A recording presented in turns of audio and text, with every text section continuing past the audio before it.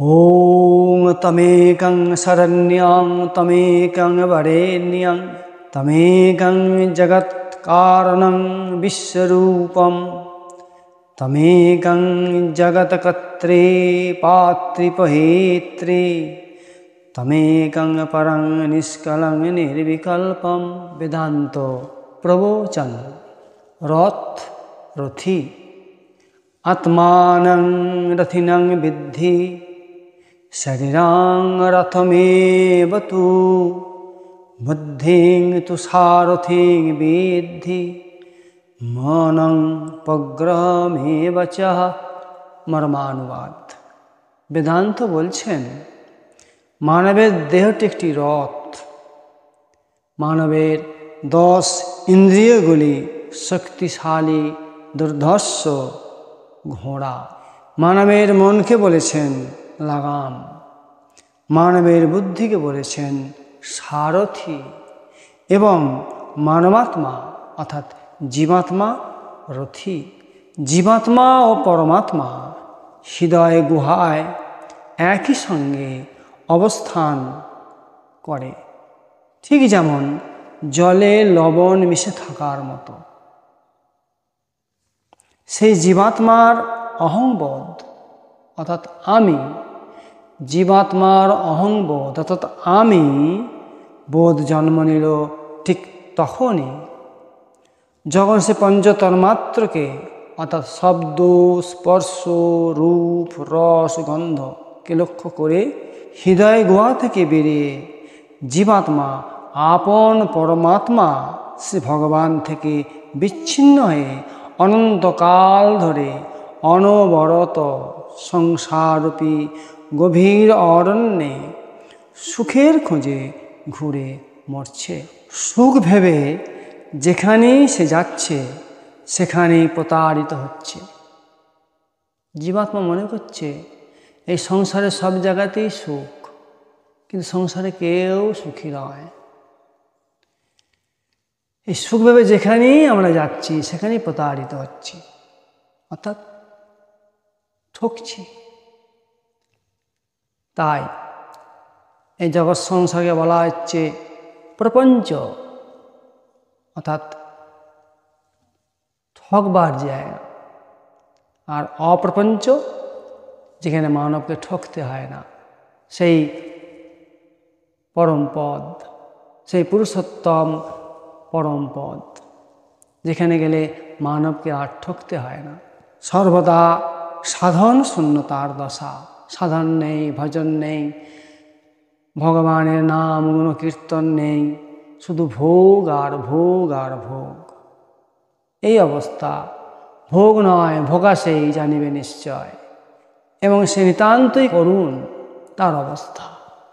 দ্বিতীয় অধ্যায়ের 66 নম্বর শ্লোকে শ্রী ভগবান উবাচ, ভগবান বলছেন নাস্তি বুদ্ধির্যুক্তস্য ন চাযুক্তস্য ভাবনা ন চাভাবয়তো শান্তির শান্তস্য কুতো সুখম।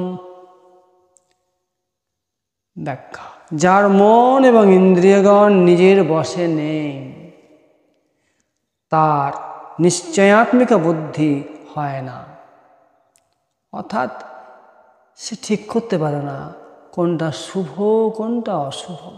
এই ভাবতেই তার জীবন চলে যায়, এবং সেই অযুক্ত ব্যক্তির যে শুভর সঙ্গে যুক্ত হয়নি, সবসময় অশুভর সঙ্গেই যুক্ত আছে, সেই ব্যক্তির অন্তঃকরণে ভগবত চিন্তা জাগে না। কেন জাগে না? এই ভোগের চিন্তা করতে করতে করতে করতে সে নিজেকে হারিয়ে ফেলে। শব্দ স্পর্শ রূপ রস গন্ধ, এই যে পঞ্চতন্মাত্র, এই পঞ্চতন্মাত্রর দিকে সে ধাবিত হয়ে সব কিছু ভুলে যায়। কখনো শব্দকে ধরে, কখনো স্পর্শকে ধরে, কখনো রূপকে ধরে, কখনো রসকে ধরে, আবার কখনো গন্ধকে ধরে। জাগে না। আত্মচিন্তা বর্জিত, যে নিজের চিন্তা করে না, তাকে বলা হয় আত্মচিন্তা বর্জিত। সেই মানবের শান্তি অসম্ভব।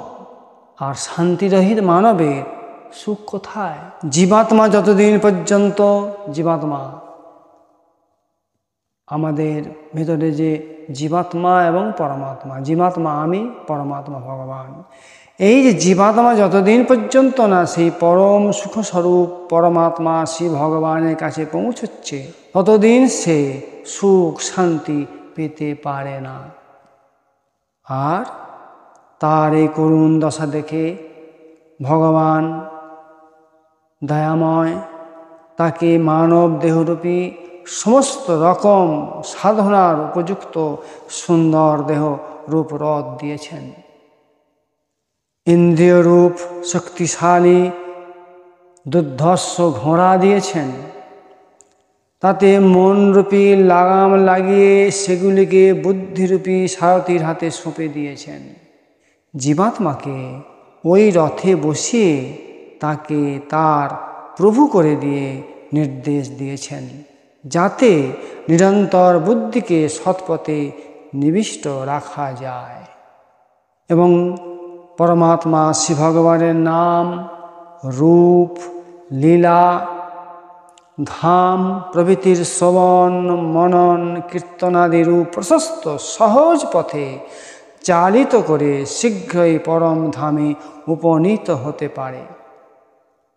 জীবাত্মা যদি এই রূপাচরণ পরায়ণ হতো তাহলে সে শীঘ্রই পরমাত্মা শ্রী ভগবান পর্যন্ত পৌঁছতে পারত।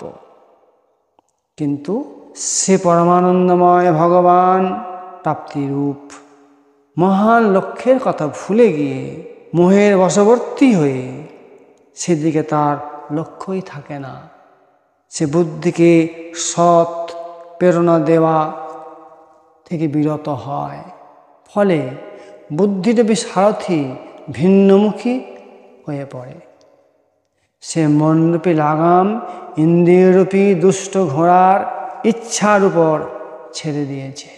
তার পরিণাম স্বরূপ জীবাত্মা বিষয়প্রবণ ইন্দ্রিয়ের হাতে পুতুল হয়ে পড়েছে আর সর্বদা সংসার চক্রে নিক্ষেপকারী লৌকিক শব্দ, স্পর্শ, রূপ, রস, গন্ধে এই বিষয়ে হাবুডুবু খাচ্ছে। অর্থাৎ সে যে শরীর মন ইন্দ্রিয় দিয়ে সে পরমাত্মা ভগবানকে পেতে পারত, সেগুলির সঙ্গে একাত্ম হয়ে বিষয়ভোগে লিপ্ত হয়ে পড়েছে। ভগবান আমাদের এই দেহটি দিয়েছেন তপস্যা করার জন্য, অর্থাৎ আমাদের কর্মফলকে খর্ব করে কর্মফলকে ভগবত নামে ধ্যানে ভগবত চিন্তায় কর্মফল শেষ করে ভগবত প্রাপ্তির জন্য দেওয়া হয়েছে। এই দেহ পেয়ে যদি আমরা হেলায় হারিয়ে ফেলি, দোষ কারো নয় গো মা, সখাত সলিলে ডুবে মরি শ্যামা, দোষ কারো নয় গো মা। জয় জয় শ্রীকৃষ্ণ।